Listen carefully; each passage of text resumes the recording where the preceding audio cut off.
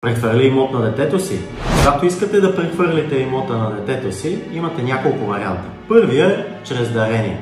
Това е най-евтиният вариант. Не дължите местен данък, когато прехвърлянето е първа пряка роднинска линия, майки, бащи, баби, дядовци. Но пък носите определен риск. Може да бъде оспорено дарението по всяко едно време, както от близки роднини, така и от дарителя. Дори след наследство при смъртта на дарителя. Оспорването може да бъде както на нарушаване на добрите нрави, така и на различни законови норми. Втори вариант с договор за доживотна издръжка. Там родителя прехвърля имота си на името на детето си, като си запазва правото да живее там до края на живота си. А детето поема грижата и разходите за родителя си. Трети вариант. Може да оставите имота на детето си чрез завещание. То остава в сила до смъртта на завещателя и след това преминава в ръцете на наследниците му. Всеки един от тези варианти